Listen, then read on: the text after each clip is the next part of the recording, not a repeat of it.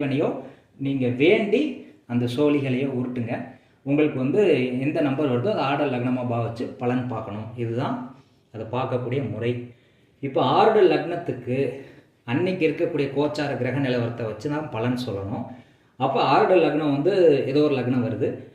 அந்த லக்னத்துக்கு குரு அப்படிங்கிற கிரகம் லக்னத்துக்கு 6, 8, 12 குரு இருந்தது அப்படின்னு வச்சுக்கோங்களேன். உங்களுக்கு தெய்வ அனுகூலம் இல்லைன்னு எடுத்துக்கலாம்.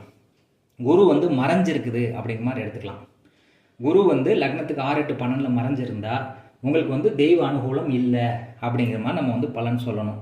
அதுக்கு என்ன பண்ணணும் அப்படின்னா, உங்கள் குலதெய்வத்தை அதிகமாக வழிபாடு வச்சுக்கணும். குலதெய்வ கோயிலுக்கே நீங்கள் போகலை அப்படின்னா தெய்வ அனுகிரகம் உங்களுக்கு கிடைக்காது அப்படிங்கிற மாதிரி எடுத்துக்கலாம். இப்போ குலதெய்வ சாபம் இருக்குதா அப்படிங்கிறத இதுக்கு அடுத்த வீடியோவில் நம்ம பார்ப்போம். இப்போதைக்கு ஏதாவது ஒரு தெய்வங்கள் உங்களுக்கு அனுகிரகம் பண்ணுதா அப்படின்னு தான் நம்ம கண்டுபிடிக்க போகிறோம். குலதெய்வ சாபத்தை பற்றி